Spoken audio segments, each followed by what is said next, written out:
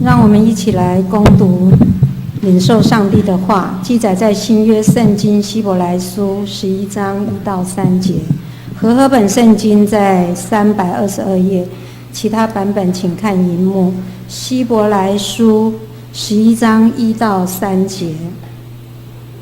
信就是所望之事的实底，是未见之事的确据。古人在这信上得了美好的证据。我们因着信就知道诸世界是借上帝话造成的，这样所看见的并不是从显然之物造出来的。讲到我们秦真牧师题目是无伪的信心3，信心的确据。无伪的信心3，信心的确据。我们同心来祷告。慈悲的阿爸父神，我们感谢你的带领，平安经过一个礼拜，在主日还有福气来敬拜你。今天是一个特别的纪念的日子，因为主耶稣你复活50天之后，你就将圣灵降下来了。我们在纪念当初圣灵如何的降临在使徒们的身上，以及降临在所有信靠主耶稣的人的身上，他们就得到了力量，能够为主做见证。我们为了这样子的福气，献上满心的感恩，祈求神纪念，在我们纪念的圣灵降临节的时候，我们再次用谦卑的心来领受圣灵降临在我们每个人身上，能够为主做见证。我们也为了在里面的操练中间，我们已经进到第3天，我们已经知道，我们可以因信被称为义，而这信乃是一个巨人的信，不是蚱蜢的信。我们如何能够知道这巨人的信能够成就呢？因为圣经上有很多的属灵的前辈，他们如何的见证了这些事情。求主你开启我们的心眼，让我们能够明白，因为信心乃是对没有看见事情你有把握。我们纵使是没有看见，但是因为我们相信的神乃是一个有权柄、美善、信实的神，所以我们可以放心能够来依靠、来信任。祈求神让我们有这样子的确据在。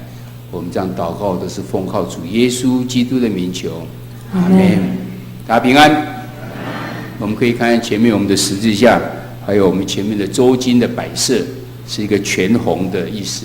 那这是圣灵降临节，因为当初在五旬节的时候，圣灵降临的时候，就像火的舌头一样，点在每一个使徒们、门徒们他们的身上，他们就得到的力量，能够去为主做见证。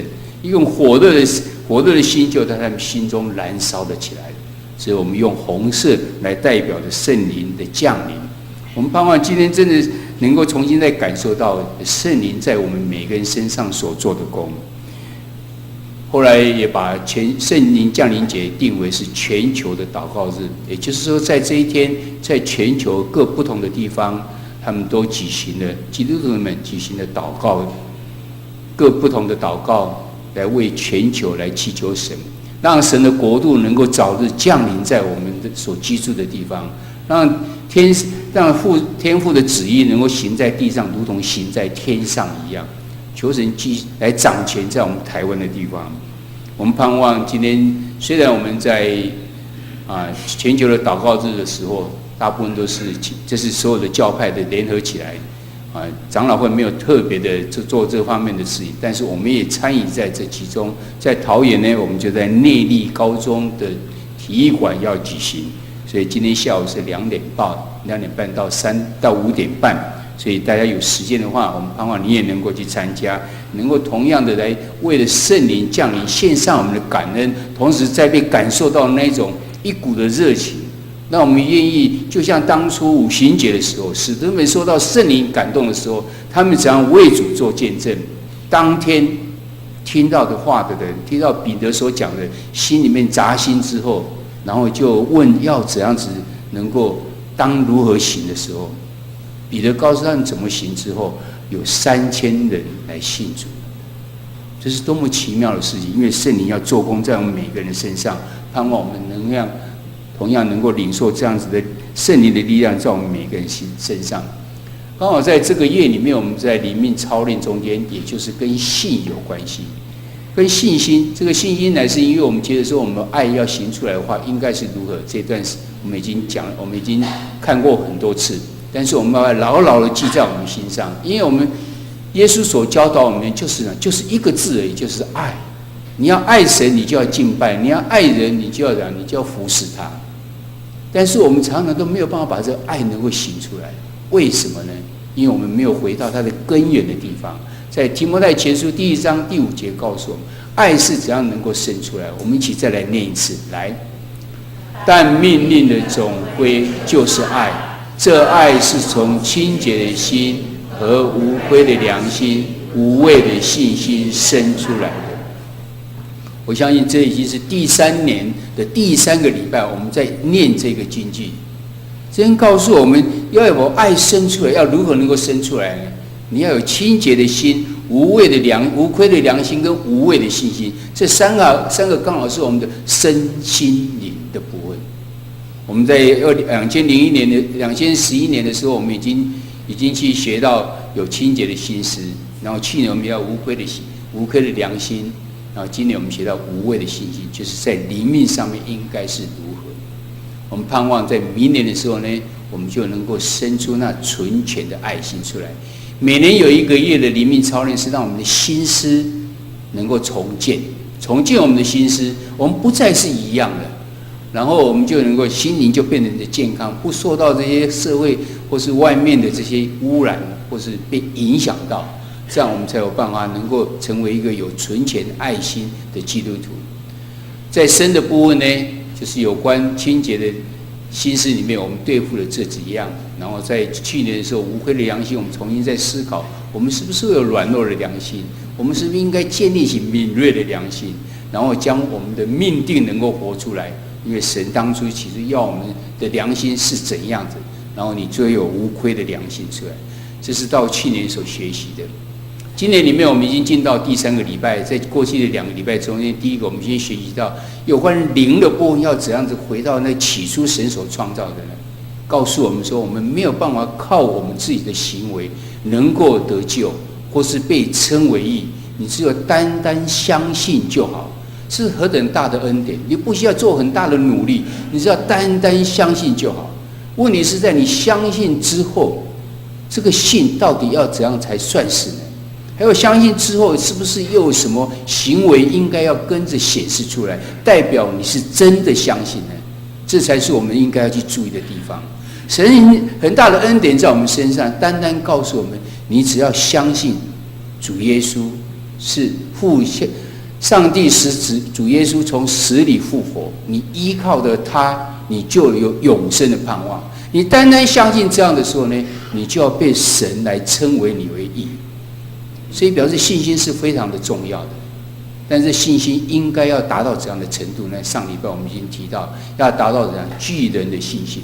同样一件事情，12个探子去看，10个探子回来讲说，那边的人跟巨人一样，非常的巨大，他们的城墙怎样的坚固，我们没有办法去，我们去就像在他们眼中看，我们就像蚱蜢一样，不堪一击的。但是另外2个人呢，耶稣亚跟迦勒说怎样？是没有错，他们很健壮，但是呢，他们的神已经离开他们了。我们有神来保护我们，我们一定可以战胜。我们上去吧，这是巨人的信心。所以最后我们来学习说，你如何能够拥有巨人的信心呢？在上礼拜我们就在努力在操练这部分，因为这一部分是我们人要努力的部分。我们常常祷告说，祈求神给我们有巨人的信心。那你自己没有努力，怎么可能会拿到有巨人的信心呢？所以我们讲的巨人的信心的特质有哪些？第一个告诉我们说，我们要另一个心智。你要另外有一个心智，意思是告诉我们怎样？你不再是从世界的眼光来看事情了，你要从上帝的眼光来看事情。当上帝觉得这是怎样的时候，你就跟着上帝的心思走的时候，你就有另一个心智。同样一个事情，让12个探子去看，为什么这2个人看的跟10个人看的不一样？因为他们的心智不一样。10个只是站在自己的角度来看，另外2个呢是站在上帝的角度来看，他看到是上帝的祝福，上帝的祝福给我们流奶与蜜之地。另外10个人所看到是他们是巨人，不是看到上帝的祝福，好像上帝的祝福变成是一种咒诅一样。你的心智是怎样的心智呢？心智第2个特色是你要专心的跟从神。你这跟从是怎样？是要依靠，而且要信靠他所有的允许，这才是更专心的能够跟从主。还是我们只选择部分而已呢？只选择我能够相信，只选择对我有利的部分，其他的部分我看起来好像对我不是很有利，我不太相信，我还是靠自己吧。这样并不是专一的来跟从主，来信靠主。第3个告诉我们说，你有属灵的洞察力吗？一件事情的发生，你是从哪一个角度去看呢？12个探子去看的时候，耶稣亚跟加勒他们回来报告说，硬币他们的已经离开他们了。他看到的不再是那些高大的这些人而已，而是背后灵里面在帮助他们的已经离开他们，因为耶和华神已经介入了。我们有这样属灵的洞察力吗？我想这是巨人的信息里面要我们去学习。我们不是觉得说一天到晚祷告说求神你给我巨人的信息，但是我们却从来不去做另外一个努力，永远是用老我来思考这个问题，永远只是以我的意见来选择我要相信到什么程度而已。这样是没有办法有巨人的信心。为何我们能够相信？因为我们的神乃是有权柄、美善又是信实的神。圣经里面所讲的话你都可以相信，因为几千来多少人在见证这些事情。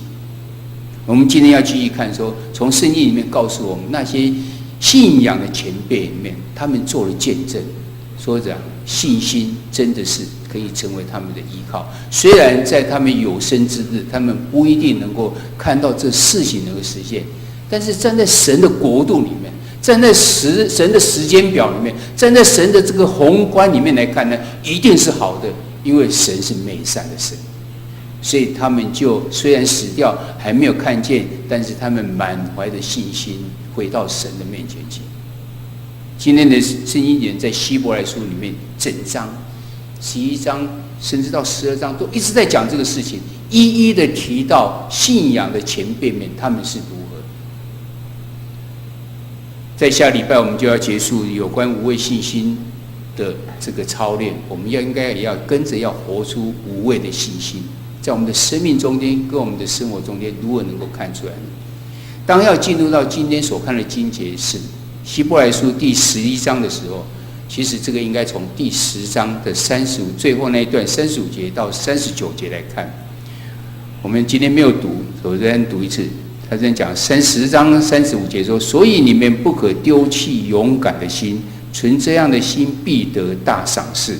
你们必须忍耐，使你们行完了神的旨意，就可以得着所应许的。因为还有一点点时候，那要来的就来，并不迟延。只是义人必因信得生，他若后退，我心里就不喜欢他。我们却不是后退入沉沦的那等人，乃是有信心以致灵魂得胜的人。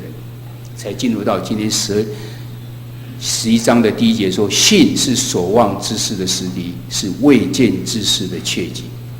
那在这里面要进到信之前的时候，他讲了什么话呢？原来这边告诉我们的重点是在讲，我们不可丢弃勇敢的心，我们要确实去遵行神的旨意，因为义人必因信得生。我们不能后退，因为我们乃是有信心以致灵魂得救的人。接着才开始讲的第11章后面讲信心是什么，然后讲的等一下我们要讲的那些前辈里面他们所显示出来的信心是什么。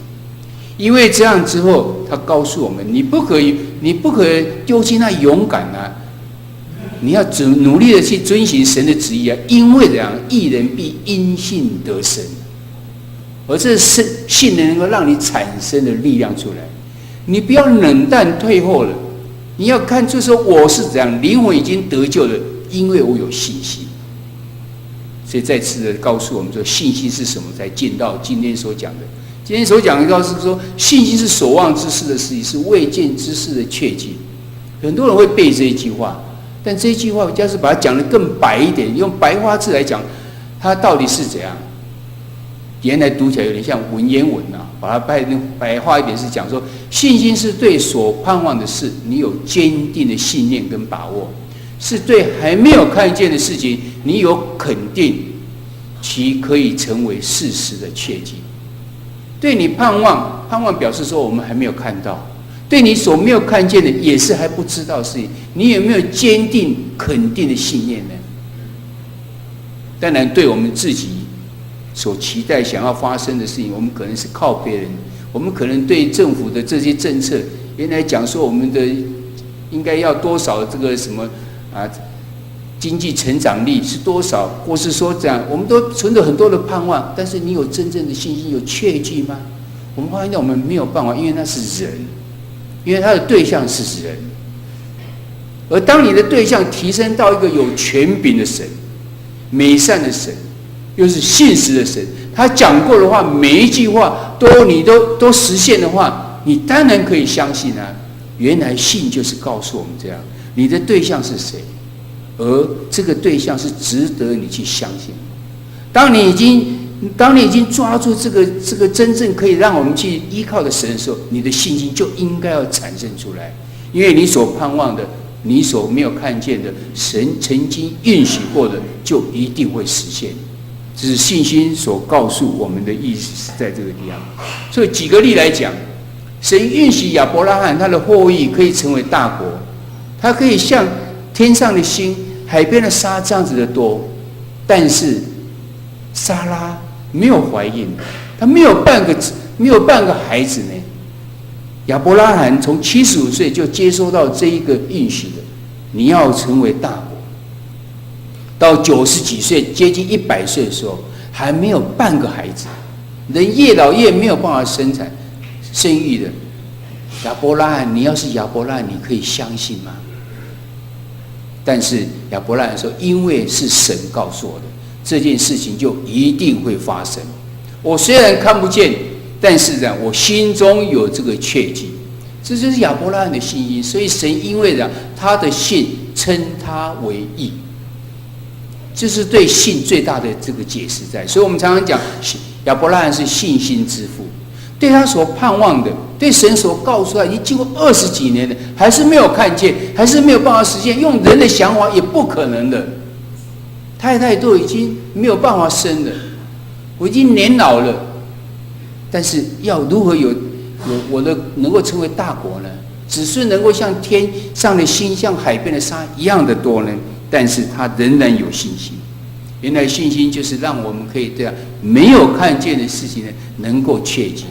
就像这个宇宙万物，你如果让它产生，很多人就开始猜测，哇，几亿年、几兆年所产生的，而这产生的是让它自然的而产生的，所以就开始有些不一样的说法，跟创造论不一样的进化论产生的。这世界乃是这样的，用人有限的智慧想要去明白，他们没有办法对看不见的能够来相信。其实从圣经里面已经告诉我们，宇宙万物乃是看不见的神他所造成的，所以很多事情乃是由看不见的东西他所来产生出来，我们不一定能够看见，甚至我们很多都不知道，但是你就单纯的来相信它，这个乃是信心。所以古代的这些属灵的先辈里面呢，他们在信心里面上，在功课上呢，他就得到很好的这个证据。这是记载在希伯来书第11章第12节。接着下去里面呢，从第4节到第40节讲的相当多的人。第一个讲到是亚伯，亚伯他的信心是怎么来？他知道神希望人对神要有敬虔的心，而且他会悦纳人的献祭，所以他是在养，他是畜牧业的，所以他将他的畜牧业里面最好的那个羊羔拿起来献给神。而他的兄弟该隐，他是做农作物的，他就是拿农作物来献给，结果神接纳了亚伯，没有接纳的该隐。有些人误解说是因为神喜欢吃荤的，不是喜欢吃素的，所以他神接纳了亚伯。但你回去看创世纪里面讲得非常清楚，神接纳，神是因为亚伯的人跟他的祭物，神接纳的。也就是重点是在亚伯这个人，圣经没有讲到他是怎样的人，但是相信他是非常敬虔的人。该隐的话呢，是因为该隐的人跟他的祭物，神没有接纳他，所以我们看到这边写的，因着信献祭给神，便得了称义的见证，并称他为义。他虽死了，但却因这信仍旧说话。所谓仍旧说话，就是他在告诉我们：我虽然死了，但是这样，我并不觉得遗憾，因为我敬虔的神，神一定会赐福在我所有的原来他看为美好的事情身上。我们看到亚伯，他对什么有肯定？他对敬虔神会得到好的神的祝福，有这样子的肯定在。以诺呢？以诺与主同行300年，原来他的肯定是他的盼望是怎样？他知道神喜悦人跟他亲近，所以他就跟神同行，因为他就努力成为合神心意的人，然后顺服了神，就跟神一起的同行。希伯来书怎样写他呢？他说：以诺因着信被接去，不至于见死，只是他被接去以先，已经得了神喜悦他的明证。接着下一说，人非有信，就不能得神的喜悦，因为到神面前来的人，必须要信有神，且信他是赏赐且信他赏赐那寻求他的人。我们看到从以诺里面的信，让我们学习到怎样？你要亲近神，神是希望我们亲近他的，用很多种方法。你能与主同行，你能够常常祷告中是求神你的同在吗？最近我们在看穆约翰他的书里面，他提到一件事情，他说我们常常在祈求神赐福在我们身上，但是我们却忘了祈求神的同在。你觉得神的同在比较重要呢，还是神的赐福比较重要呢？他在提醒了我们，神的同在乃是事情的根源。以诺与主同行，就是有这样子的看见。挪亚的事情我们更清楚，挪亚在那时代里面，只有他是一个义人。他为了能够是义人，因为他敬虔神，他知道神不喜悦这个恶，不喜悦这些坏的事情，所以我们看到神就透过他，因着他的信呢，他虽然没有看见，他仍然把那个神照在山上的地方，但因为把这个方舟照在山上的地方，而后来洪水来的时候，这个方舟就救了他们全家。为何他有这样？他在把一个方舟照在山上，一定接受很多人的耻笑。是不是他的神经已经有问题，脑筋有问题了？为何能够将一个船不是照在海边，而是照在山上呢？但是他敬畏神，他知道神给他的应许，他也知道那时候的罪已经得罪了神，要远离这个恶。我们看到亚伯拉罕，我们更清楚他的信是在哪。他离开他的神要呼召他离开的时候，他就离开了，但是他根本不知道要去哪里。而给他有多大国的这种应许在的时候呢，还没有半个孩子，但是他仍然确信他，因为他信靠跟他给他盼望的这个神。我们再看。这边告诉我们说，亚伯拉罕因着信呢，就被试验的时候，他不只是成为大国，连这个小孩有一个的时候，以撒的时候，神还要他献上去，他照样去做，因为他前面已经得到了应许，他因着信，他能够做这样的事情，连自己的独生子要成为大国的唯一的盼望，他都献上去了。亚伯拉罕的开始。接下来这整个下去的时候，我们讲到以撒的时候，以撒这边讲说，他因着信就指着将来的事情给雅各、以扫祝福。以撒他同样承受了亚伯拉罕告诉他的，神要让我们的国成为大国，我要像天上的星、海边的沙一样的多，但是以撒只有2个小孩子，雅各跟以扫。他仍然将这样的从他父亲所领受到的祝福、领受到的应许，照样的告诉着他的子孙，告诉他的孩子，祝福着他们，因着信，他相信那个神一定会这么做。雅各呢，他终于得到了12个孩子。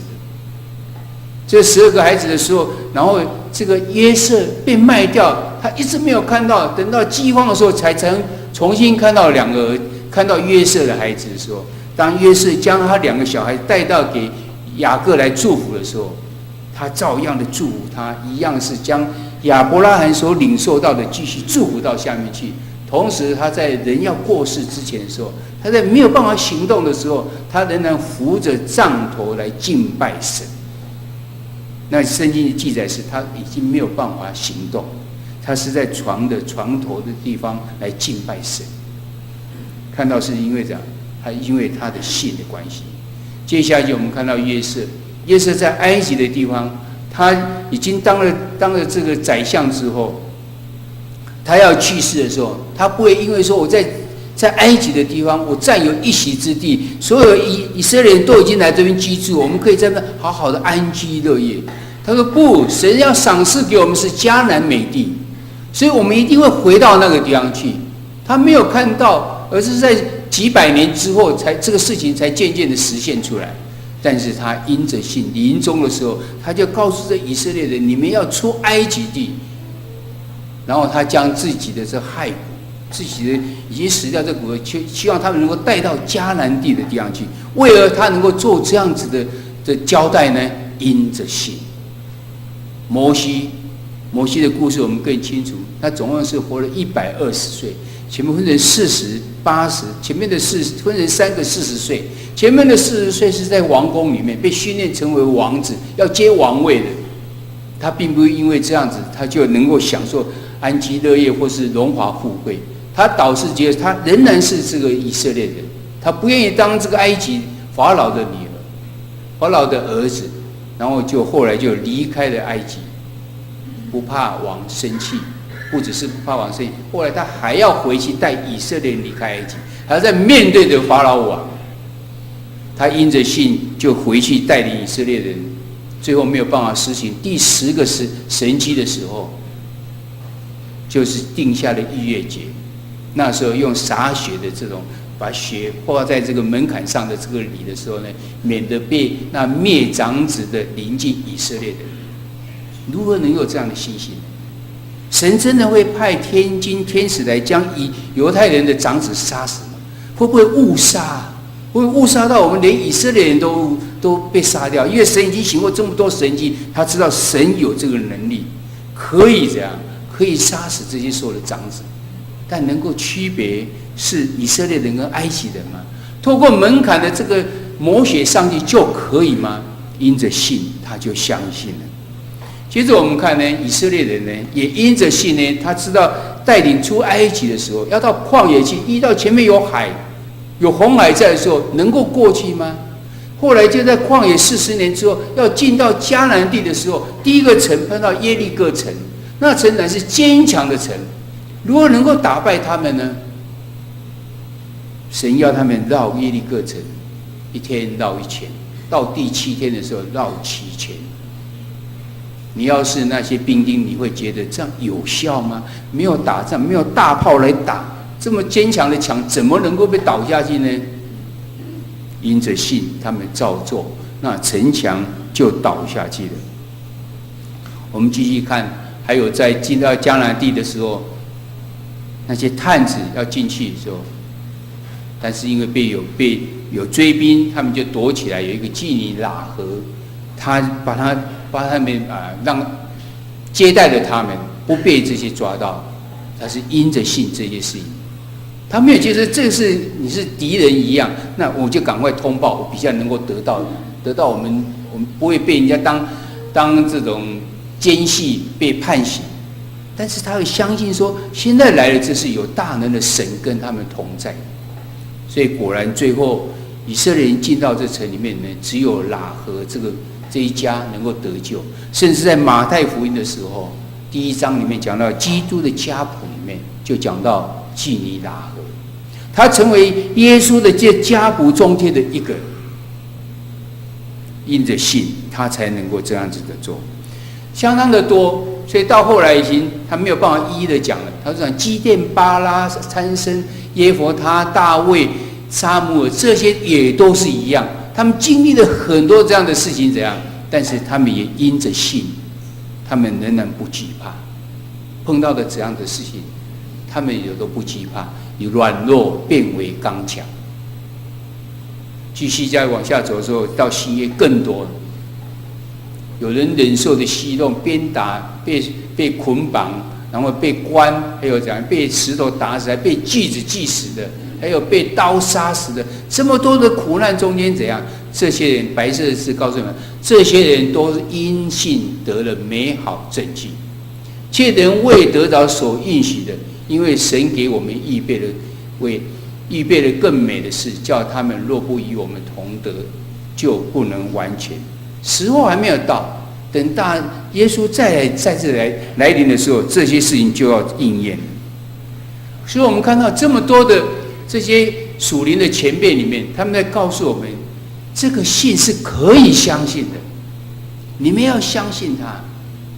所以在接下来在希伯来书第12章的时候，第1节跟第2节的时候讲到这事情，我们一起来念这个经节。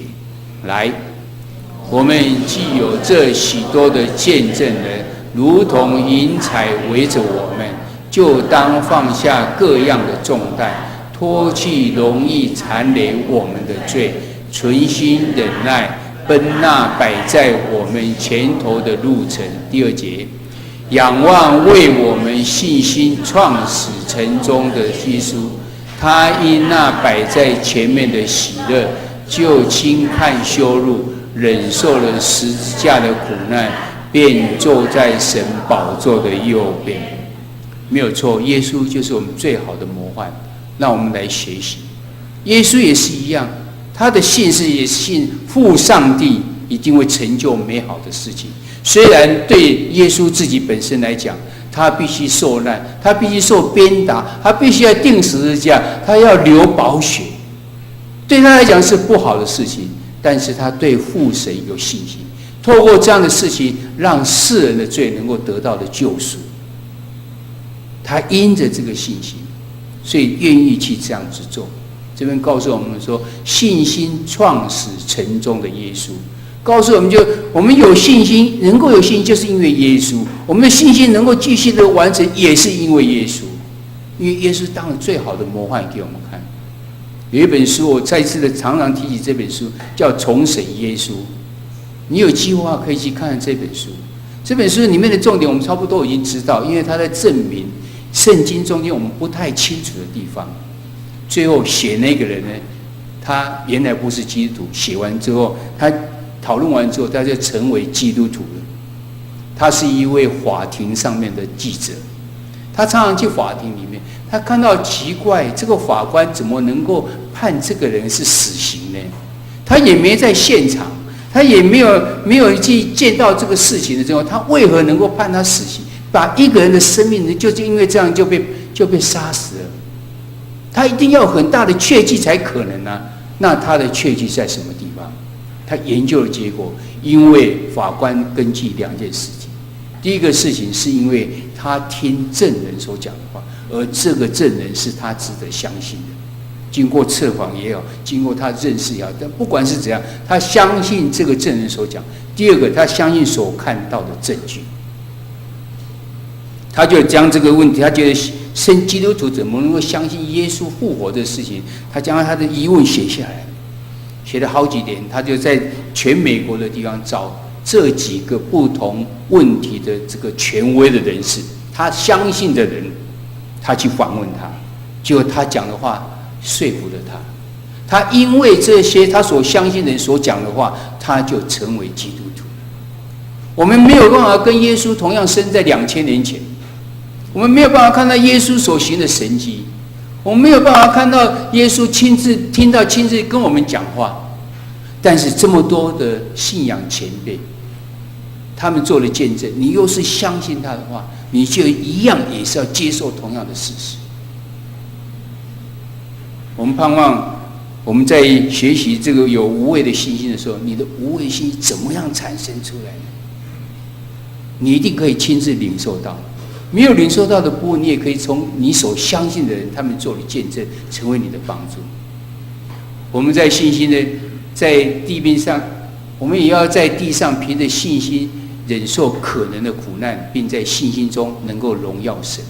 我们若是这样的时候呢，我们就可以一起来宣告。我要大家举起右手来，我们一起来宣告这件事情。来，神要赐给我伟大的信心，耶稣要为我的信心创始成终。阿们。